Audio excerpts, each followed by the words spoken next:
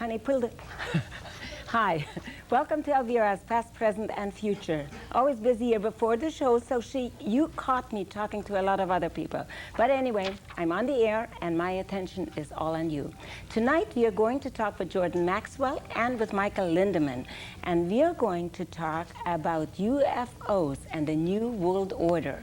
That should be of interest to everyone.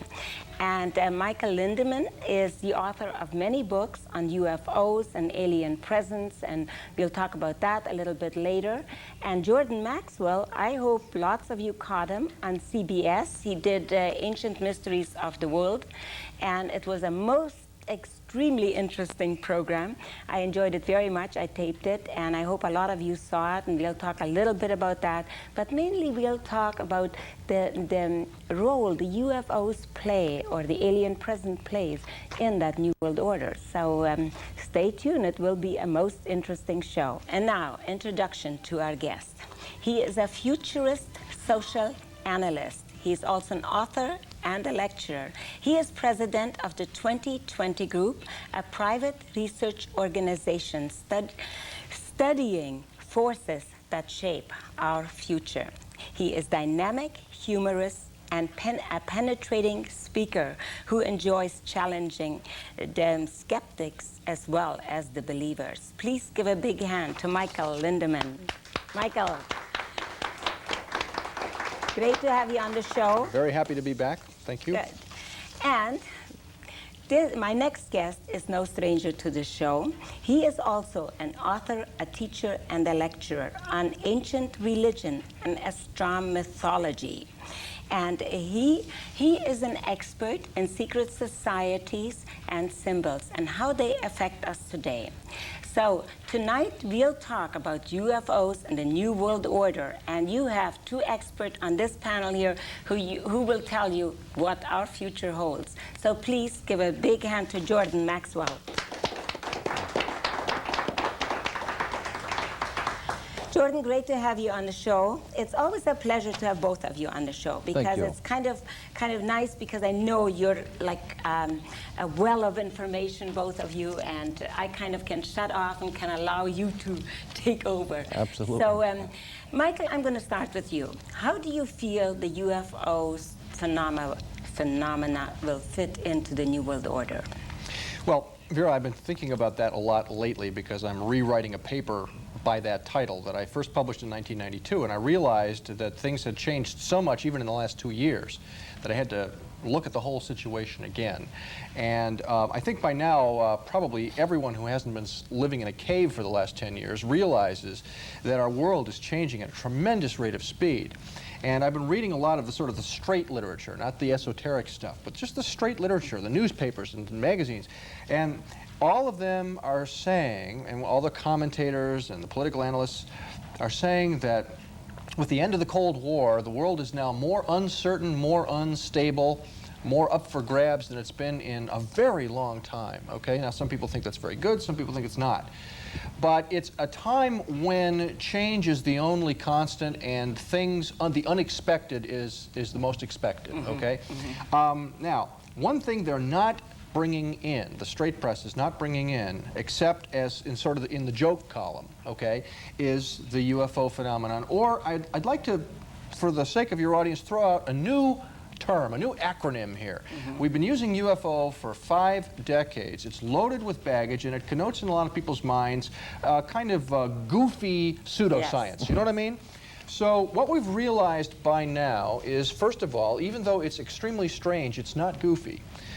In fact, some recent studies have demonstrated that even people who claim to have had onboard experiences, who claim to see aliens literally in their bedroom or in their backyard, These people, from a clinical point of view, for the most part, are not crazy at all. Quite the contrary. They're intelligent, capable, successful people. White-collar workers, most of them, college-educated, most of them. In fact, it's an amazingly high-level group of people who are reporting the most extraordinary experiences. Now, some people want us to believe that the UFO subject is nothing but lunatics with goofy ideas. So we're finding out clinically that isn't true.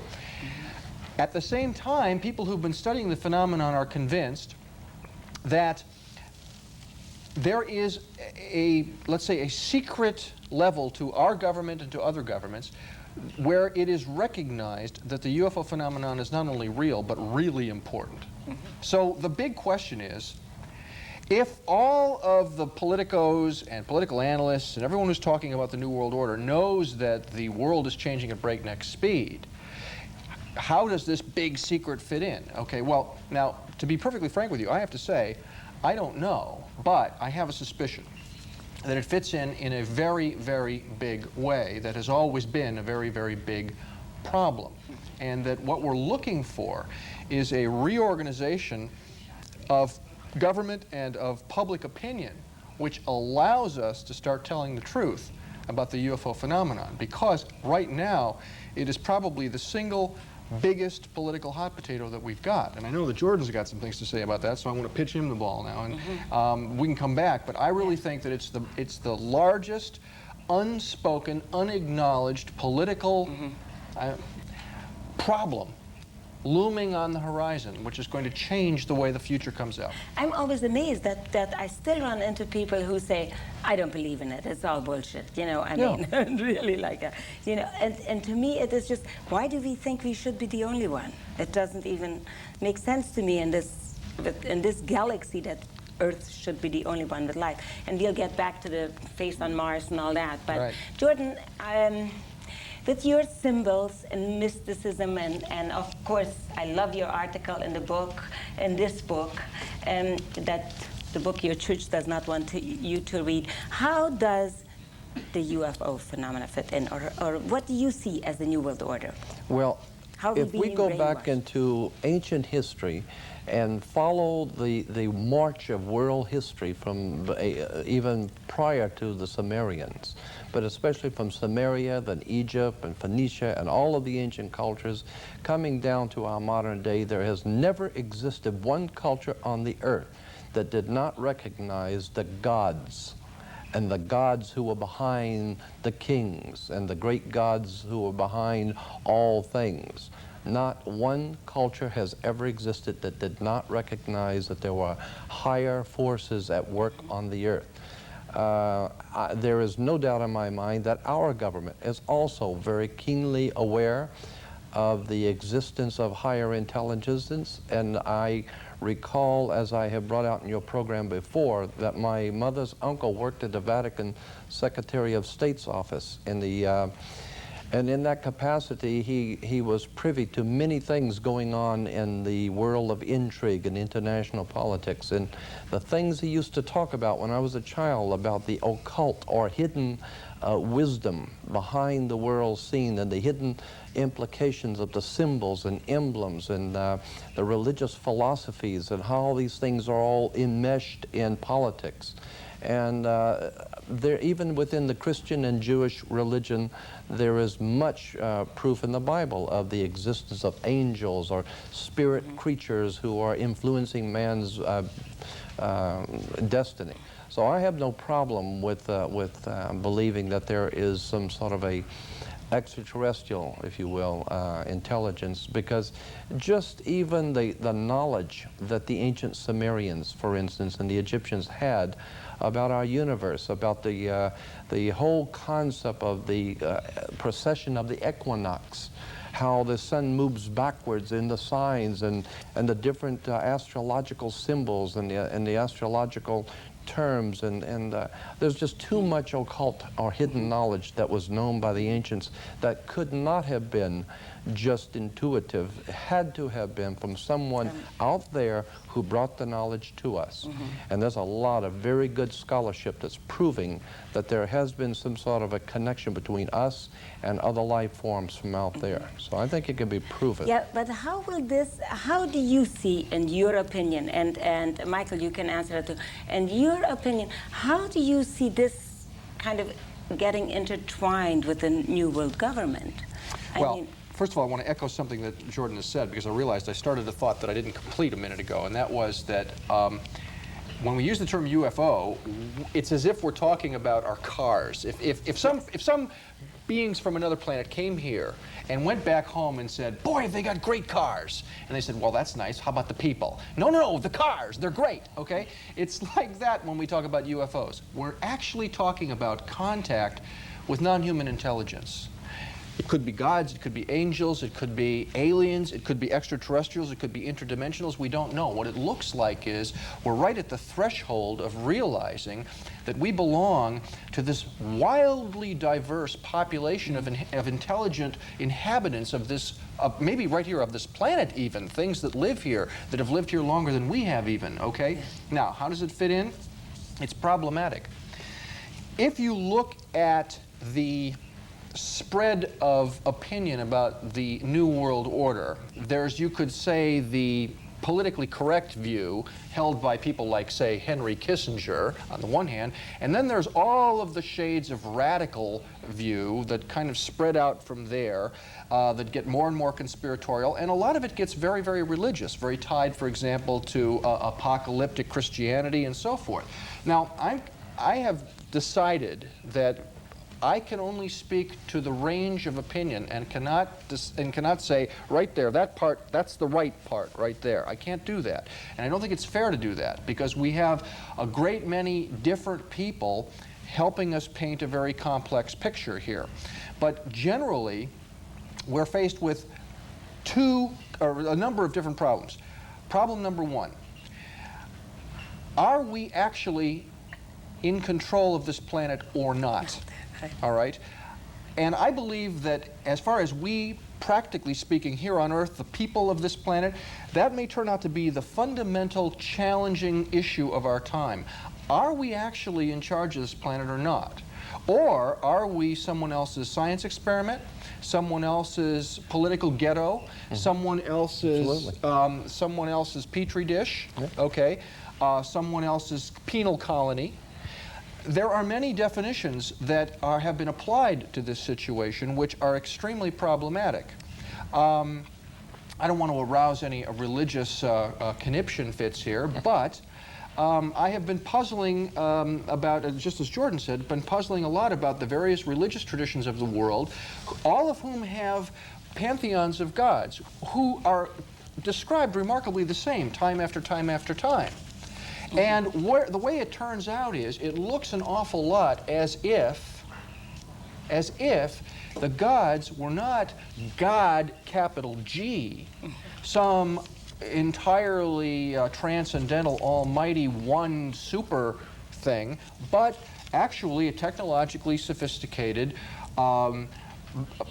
being, or group of beings more likely, who came in, set up shop, got everyone to build temples and landing fields and pyramid structures which actually helped them to guide or maybe even channel energy in and so forth, and became the pantheons that we today call mythological, but in those days were absolutely real.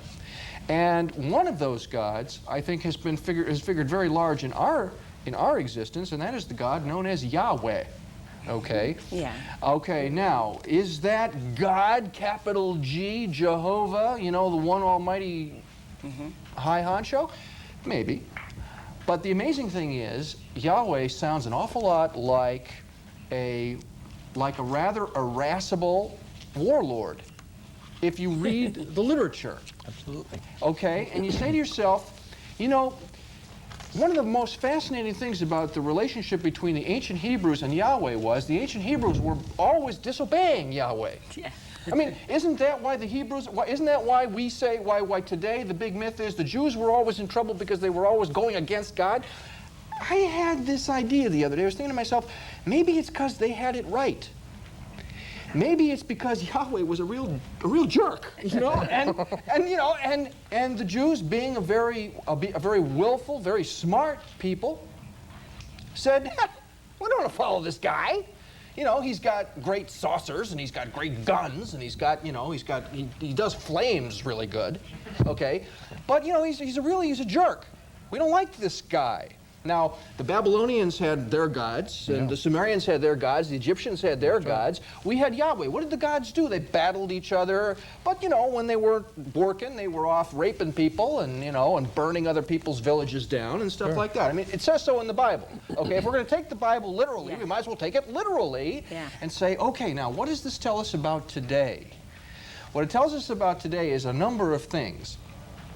First of all, mythology is a very tricky business.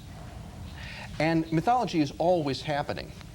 We're in a time today when we're building new mythology, okay? And the mythology is going to, in a sense, supersede some of the old mythology.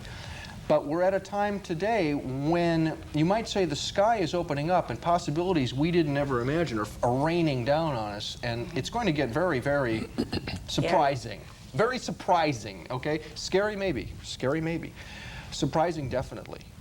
I think when we start to meet the gods, and I think we will, we're going to find out that they're not as nice as we want them to be, and they're not as powerful as they want us to think they are, but they do pose a challenge.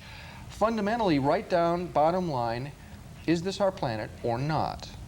And I think that this is a very good reason for people to sit up and pay attention, because whether you believe in aliens or not, whether you believe in the Illuminati or not, we do have to answer the fundamental question, are we willing to take responsibility for this planet? That is the question of the day. Whether you're an environmentalist or whether you're talking about recapturing the democratic process, whatever your particular angle is, the question is, are you willing to take responsibility for this planet or not? Because there are people and there are beings out there who are wrestling for control of this planet. I'm sure of that. And that, I believe, is where that intersection is occurring. At that point, I'd like to... Yeah, you also, let me just say, you write something about that we are going into a new age, and it goes apparently... Well, yes, and that's according to the Bible. Yeah. Because I believe the Bible is telling us an encoded story. I think there's more to the story than has met the eye. But one point I wanted to bring out is that in both the Old and New Testament of the Bible, in all of the Bible, Old and New Testament, there are only 2 scriptures in the entire Bible where the word God is used, and of course it's used all the way through. There are only 2 scriptures where that word God, it means a nebulous, all-encompassing, divine, spiritual force in the universe. Only 2 scriptures mean that. All of the scriptures in the Bible that talk about God means actual entities, more than one. That's right, more than one. More than one, and that's why very even, excuse me, more than one, because in Genesis 1:1, it is a mistranslation to say, in the beginning, God created the heavens and the earth. That is not what it says in Hebrew. It says, in the beginning, Elohim created the universe, or created the heavens and the earth. Elohim is God in the plural, more than one. That's why later on in Genesis 1, or Genesis 2, God says, come, let us make man in our image, according to our likeness. Now, here's an interesting point. The rabbis that I have talked with say that there are 2 different ways to understand that scripture that says in Genesis 2, God said, come, let us make man in our image according to our likeness. There is the one way that we understand that, which is, we are reading it to say that God is saying to someone, let's make a creature called man, and we'll call him man. Let's make a creature, and we'll make him to look like us or have our attributes or whatever.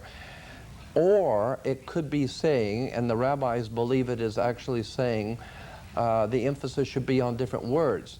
come, let us make man in our image, according to our likeness, implying that man's already here, but for being so great, he's not that great. So someone is stepping in and intervening in our evolution and saying, let's take man and make him in our image. Let's fix him. Let's fix him. Yeah.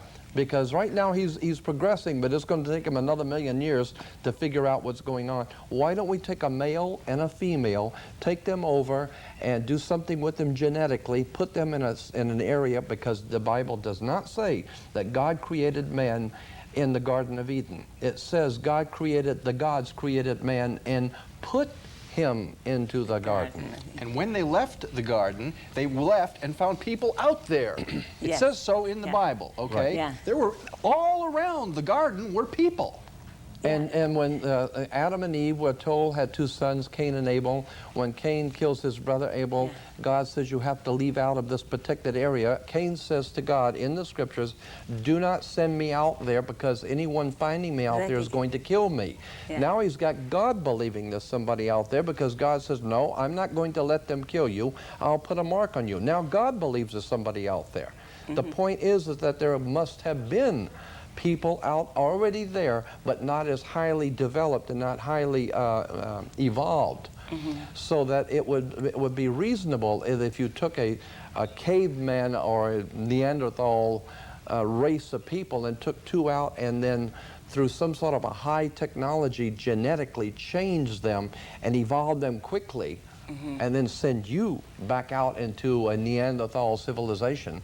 Now you're going to be totally different, and they're going to remember that you left and now you come back different. It all smacks of something else that's in the Bible that we haven't been told. So you let's get this. The New World Order, you see it, do you see it as a breakdown of the religion and our thinking, or how we've been taught, or do you actually see it, they will come back and someone else will rule us? We'll talk about this in just a few minutes. We'll take a very short break and we'll be right back. Hi, welcome back to Elvira's Past, Present, and Future, and to our great guests, Michael Lindemann and Jordan Maxwell. And I'm going to let you answer that question that I just asked before we went on a break. I also want to remind you, in a few minutes, we will take any phone calls that you have, and we will take audience participation. So please, the mic should be there. Just raise your hand and let me know when you're ready to speak, okay? Michael, you said you'd comment on that. Part of the problem that we face, Elvira, is, of course, that government is not a single thing. Government is many layers, and some of the higher layers are doing things that the lower layers, meaning the people we elect, don't know about. At the higher levels, I am now convinced that, first of all, there is knowledge that these very large global issues involving non-human intelligences are really looming, and there's always been a management problem, how to tell the people, how to control what may happen, and so forth. It raises a number of disturbing questions. Is any part of our government actually working with aliens, if you want to use a shorthand term? It's not a good term, but let's say aliens.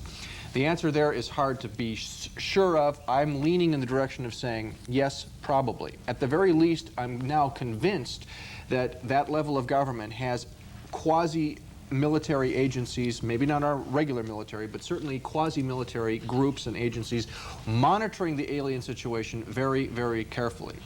Now, if we look at the range of alien-type activities, we see everything from stuff that looks really bad to stuff that looks potentially very good. You showed me something when we started before we started the show. This is this message from the so-called Ashtar Command. Now, I've looked into the Ashtar Command, and I don't want to scandalize anybody, because there's people watching this who are absolutely sure that messages like this are, you know, absolutely true. Absolutely true. I'm not going to say they're not absolutely true. I'm going to say that they're one part of a very complicated picture. This basically is saying the Ashtar Command is going to land on the White House lawn. They literally say that. It's going to happen this year. And they're going to give us, the people, an opportunity to choose whether we want help from the aliens. Because our world is in serious trouble, it's being polluted and so forth, and we've messed it up. They can help us if we want their help. Now, I want to tell you a very interesting story very quickly, and then let Jordan go here. There's a wonderful researcher, she is a PhD researcher named Carla Turner, who has just written a very important book, and I hope that some of your listeners will go out and get it. It's called Taken, Inside the Human Alien Abduction Agenda. One of the things this woman, and she's an abductee herself, one of the things that she's pointing out is that a lot of abductees are seeing situations in which the humans are showing up, human beings, military, many often dressed in military, are showing up in abduction scenarios as if they are invited to observe or even perhaps participating.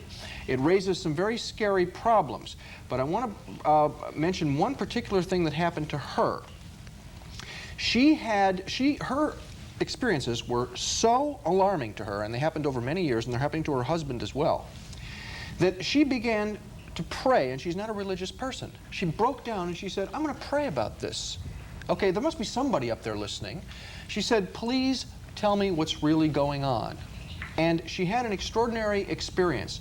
She said it was like a dream, but it was so lucid that she knew it was not a dream. And in fact, in the middle of it, she literally came out of the state she was in, got up in the middle of the night, got up, went to the bathroom, looked at her watch, sat down to think about it, and at that very second, she was back in it. Now, what was happening? She was being shown over and over and over again a biblical story of Jacob and Esau. Oh, yes, the biblical story of Jacob and Esau was the story where Isaac, the elder, was dying. Esau, the older son, had given away his birthright to the younger son Jacob. When Esau was starving, Jacob said, I've got food, you give me your birthright, you can have some food. Oh, that's not how I read it. The mother deceived the dying That is how, father. that was the side deal. Okay. Then when it came time, when Isaac was dying, it came time, Jacob went in, put a calfskin on his arm, so that the father, Isaac, who was now blind, would say, this is my son Esau who has the hairy body, okay? Right. All right, now, they showed her this story over and over and over again. They said, do you understand what we're telling you? This is not about the Bible. This is about what has happened on your planet. This is how it went. This is a symbol. Listen carefully. Esau was the original human. Esau gave up his birthright, not because he wanted to, but because he was manipulated. Jacob is the new human, okay? Jacob was given this by an act of God, if you will, but it was born of deception. This is the story. It is happening again. They went further, very important, because here we have this story here where the Ashtar Command is going to come in peace and love and light and save us from our stupidity. These beings said to Carla Turner, you will hear stories that the aliens are going to present themselves as your savior at the time when you are no longer able to run your own affairs. They will come in peace and love and light. They will seem godlike. They will want to save you. They will offer you the option. These beings said to her, don't buy it. You fell for it once. Don't fall for it again. They said, if you really want to know what's happening, there are lots of options out there, and now you must choose if you are going to give it away again, or if you are going to say, not this time, we'll do this ourselves. We'll show we can. We'll show we're strong enough. We'll show we're willing to be that kind of smart, that kind of disciplined. Not again. You will not take it from us again. Now, I happen to feel that that is a very possible, correct interpretation of the situation. That we're going to be challenged to really use our discrimination this time. And think and not just give our power away. Jordan, comment on that, because this is right up your alley, all this It certainly is, and this because religion. I had not heard the story before, but it certainly strikes a note with me, because I am aware that the ancients were led by otherworldly knowledge to set up what we today call the zodiac, the astrological symbols of the zodiac, and that each one of these 2,000 250 years, whatever it is. It's a little over 2,000 years for each one of the cycles of the zodiac, the signs. When the sun comes into each one of the zodiological signs, we are in that sign for a little over 2,000 years. And according to astrology, we have been in the age of Pisces. And that was, of course, Jesus was the great fisherman. The fish is on the back of Christian cars. The fish, of course, was Pisces.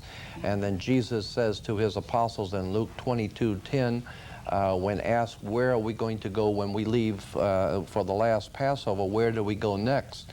And Jesus says to his 12, which is interesting that it was 12 apostles. 12 houses. Yes, because of the 12 signs of the zodiac. He says, go into the city and you will see a man with the water pitcher. And go into the house with the man with the water pitcher. We're talking about the sun, God's Son, the light of the world, the sun, saying to his 12, the next sign we will go into is the man with the water pitcher.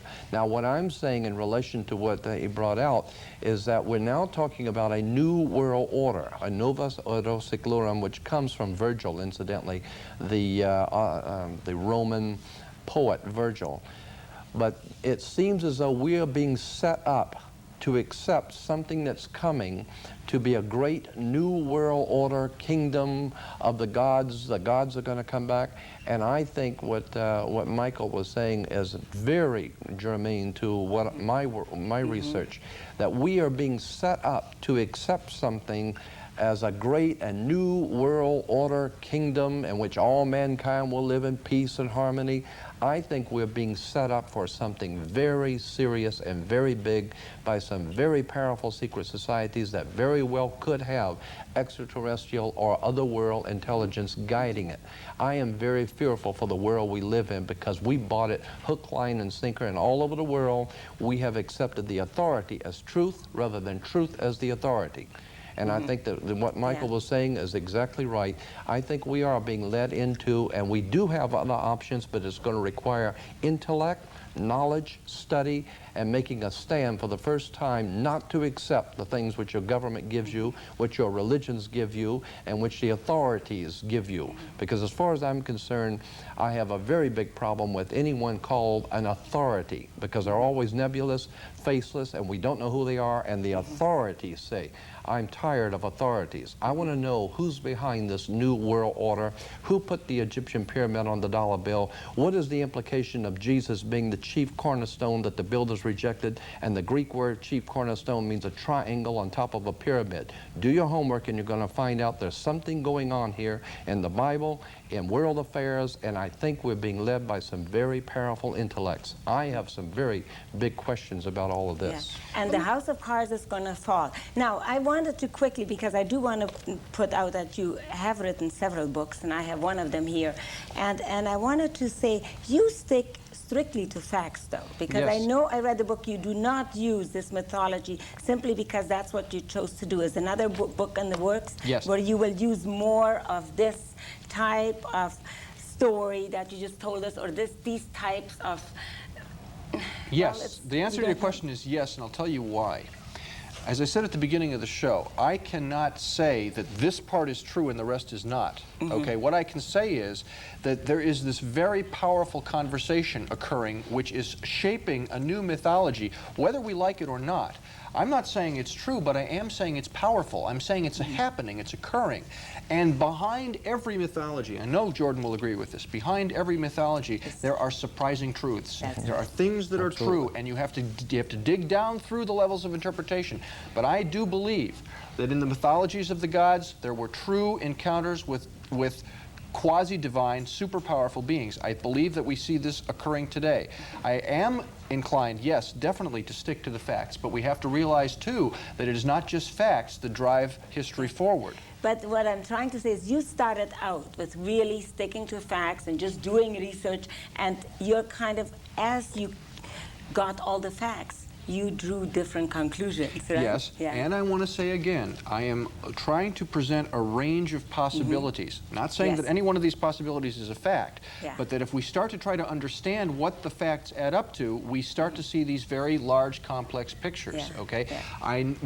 We are in a time of huge uncertainty. No matter who you ask, you'll get that answer. Definitely. And what is driving the uncertainty are some of the most extraordinary, unacknowledged things that we have ever encountered. And I believe that some of those things are the things we've been talking about tonight. I want to add one very quick thing. I share Jordan's view that a lot of the so-called religious authority is going to come into serious question in the future. But I would also like to point out that the woman whose story I just told Yes. you is not a religious woman, quite the contrary, but she took, in effect, a spiritual leap of faith by sitting down against her common practice, sitting down and praying.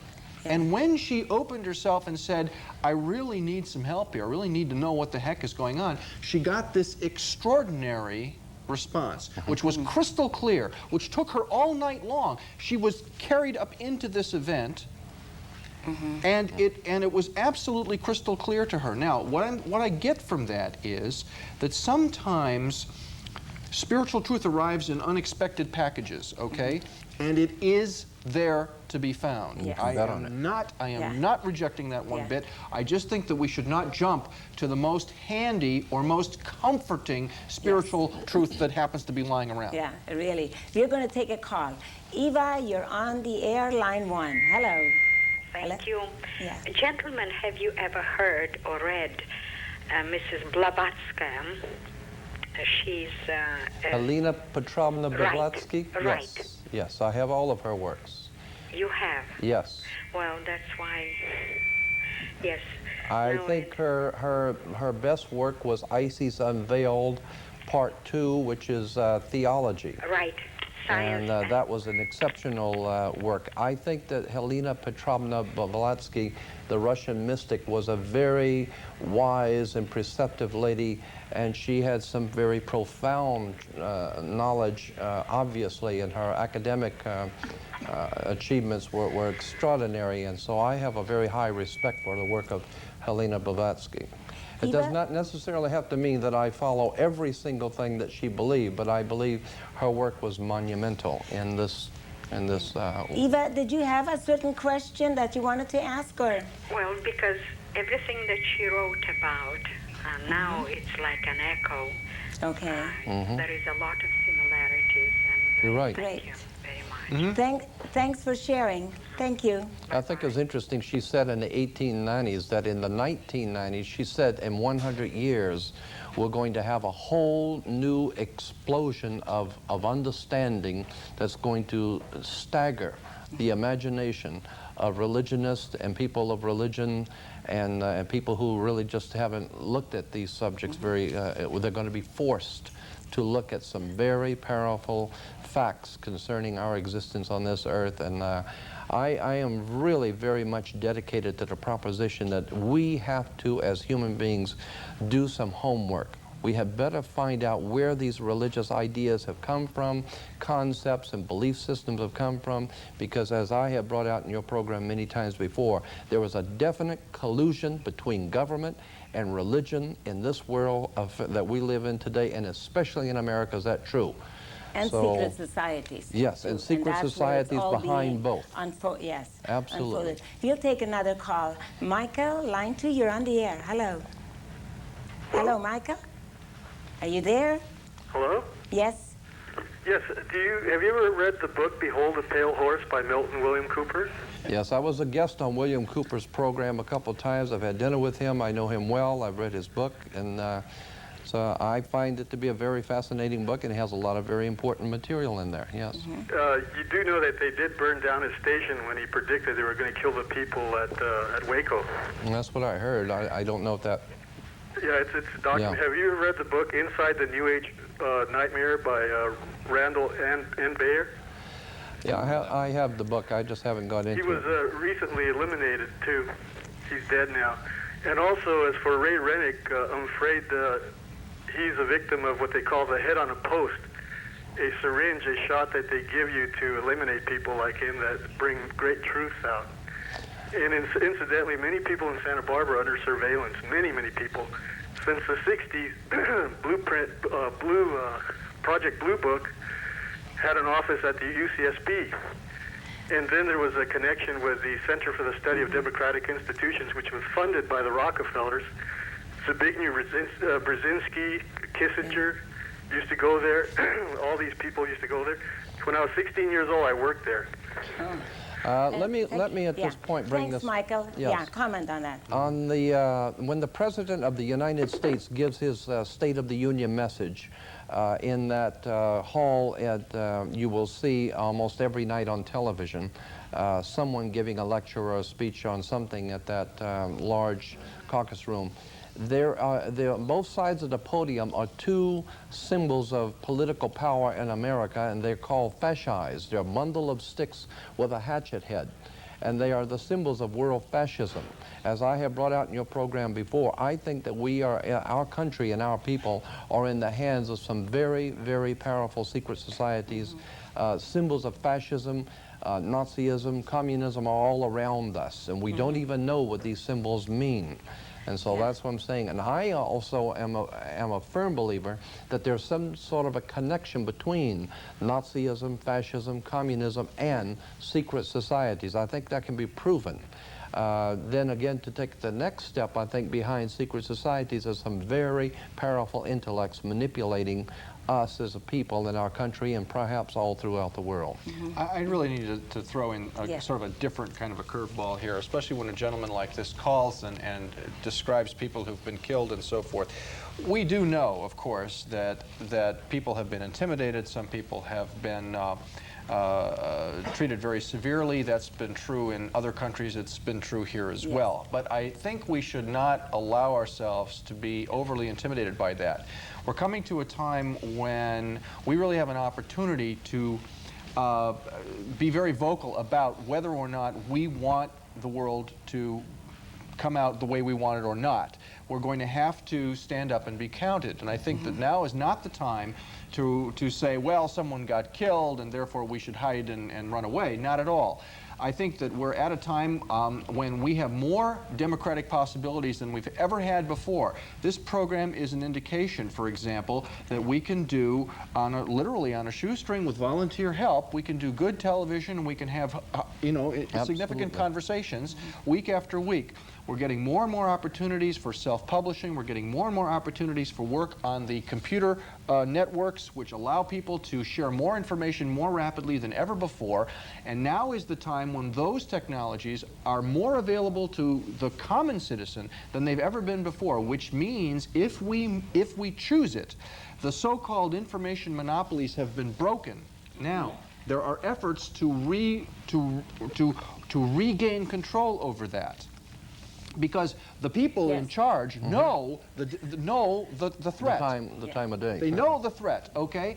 So now is the time for people to recognize that citizenship has never been more important than it is today, that the choices belong to us now, and that how long that window stays open is largely up to us now. So by all means, do not be afraid of the current situation. Literally, it's up for grabs for everyone. You're not more in the dark than the next person. Quite the contrary, we're all in this together, and I really do think that now is the time to stand up and be counted. And that may mean that things get very, very active. Very, very active. Don't be afraid to get active. Whatever your cause is, whatever your voice wants to say it now, because if you sit back now, things are going to get very scary. Very much so. Yeah. I think that this is the same kind of thing that the German people faced in Nazi and Adolf Hitler's Germany. The point being is that so many people just let things go to go along to get along, and before you know it, the government became so powerful and things got out of hand until finally there was no reason now to fight at all. I think we're fastly reaching that point in our country where eventually we're going to be faced with either stand up now or not stand up at all. I want to make one quick point on that. Don't forget, Germany, what was there too is lots of unemployment, and people looked at him as a That's savior when fascists come because into there power. was nothing, you know. That's when fascism takes over. That's right. Do simple homework on simple information. One of the most obvious examples of the situation we're in today is the difference between the public perception about crime and the actual statistics about crime. And it is the public perception about crime which is allowing all of the new crime bills to be brought in, all of the new repressive gun control legislation to come in. It's not that I suggest people carry guns. I don't like guns. But the difference between perception and reality is huge. As a matter of fact, crime is way down. Way down. According to the FBI, violent crime is 9% lower today than it was in 1981 when it peaked out. And yet, if you ask the general public, what they're finding is more than 80% of the public believes that crime is at an all-time high. Nothing could be further from the truth. We're being fed a pack of baloney which allows this kind of legislation to be driven through, which becomes then the biggest issue on everybody's lips. But the fact is, society is getting safer, not less safe. And we have to understand that a little bit of simple homework can show you that any time. Go out and buy Money Magazine this month and you'll see what I'm talking about. Time after time after time, these misconceptions allow these travesties of justice and injustice to occur. Yeah, but at the same time, you put the television on. I do not even like to watch news because, I mean, there's drive-by shootings. Right, but that's You'll what see they it put. instantly. That's what they put on television. And that creates an unreal perception. And it takes, yes, and it takes we do not focus really on the government. We focus on the fear more Exactly. or less, Right. instead Why do you of think digging into our own power. Why right. do you think that the justice system in California is called the criminal justice system? California criminal justice. Yeah. It's my perception that we are being given the justice by criminals. And they tell us that they have to let all of these people that, yeah, it's been administered by criminals. And they're telling us they have to leave let these murderers and people go free because they don't have the room in the prisons. Yet if they catch you cheating $10 on your income taxes, they'll find you in Afghanistan and bring you back and they'll have plenty of room. So the point I'm making is that we've been lied to by our government and we're continually being lied to about everything, and we're all being led into this fear and coming new world order, and I'm saying it's time to wake up and do some homework. To wake up, to actually also not buy into the fear. Yeah, and get your own power stand up back. and be counted. That's right. And I'm sorry we don't have another hour, but we only have 30 seconds left.